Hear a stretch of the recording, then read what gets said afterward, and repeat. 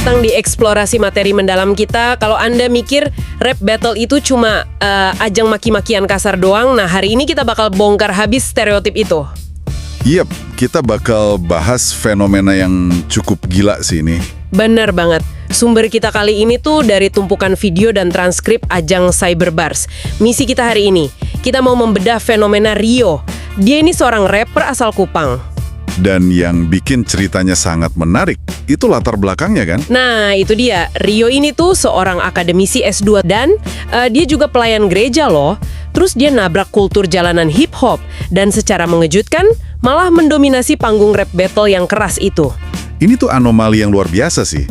Secara kultural, latar belakang religius dan akademis Rio itu sering dianggap ya terlalu jinak lah untuk skena battle yang agresif. Setuju. Lawannya kayak Sams itu bahkan secara terang-terangan pakai status S2 dan agama Nasrani. Rio ini jadi amunisi serangan di panggung loh. Jujur aja ya, ngelihat Rio nge-rap itu buat saya kayak ngelihat pustakawan yang tenang banget gitu, terus Tiba-tiba masuk ke ring UFC ya. nah iya, tiba-tiba masuk ke ring UFC terus numbangin petarung profesional satu persatu.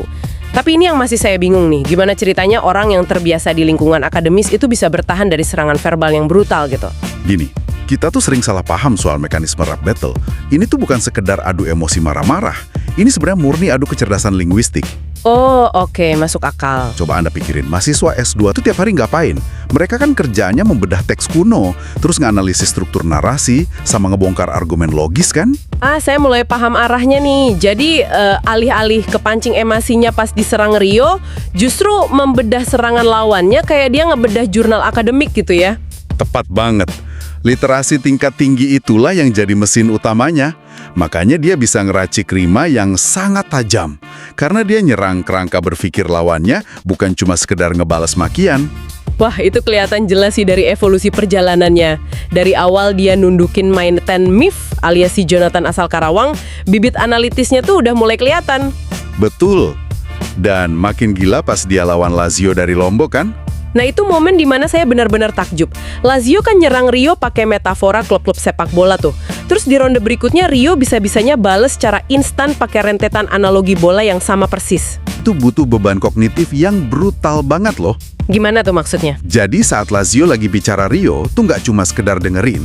Otaknya secara bersamaan ngekatalog metafora lawan, terus nyari padanan rima yang mematikan, dan langsung nyusunnya jadi serangan balik. Semuanya dalam hitungan detik. Gila sih.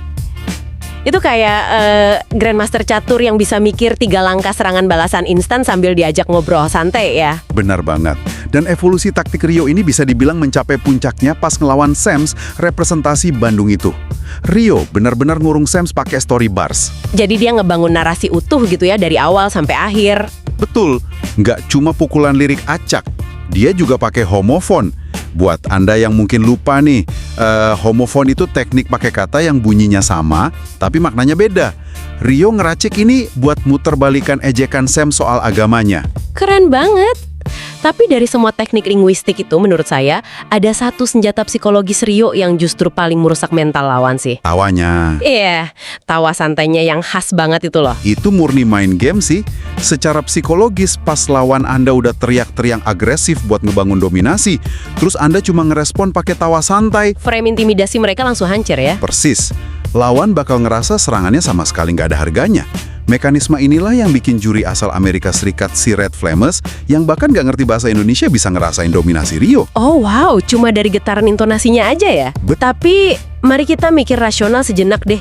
Secara geografis, gimana caranya seorang akademisi dari Kupang bisa berhadapan sama rapper dari Karawang, terus Lombok, sampai Bandung, dan malah dinilai juri dari Amerika? Sangat mustahil sih kalau cuma ngandelin panggung konvensional. Nah, itu dia. Disinilah infrastruktur digital itu ngambil peran krusial. Dominasi taktis Rio ini nggak bakal pernah kelihatan publik tanpa panggung yang nembus batas geografis. Kita tuh berutang apresiasi besar banget buat Bang Alif. Oh, yang nama panggungnya Gotif itu kan? Iya. Bareng komunitas 4TC ya? Iya benar. Mereka tuh udah sukses mewadahi talenta-talenta terpendam lewat acara Cyberbars 1, terus Cyberbars 2, sampai membawanya ke skala internasional di Cyberbars Next Level. Format digital kayak gini emang benar-benar jadi katalis ya buat nyatuin Kupang, Lombok, Bandung, sampai Amerika. Kita tentu wajib mendoakan dan mendukung terus ya, biar wadah kayak gini ada kelanjutannya. Setuju. Karena pada akhirnya fenomena Rio di Cyberbars ini tuh jadi bukti nyata.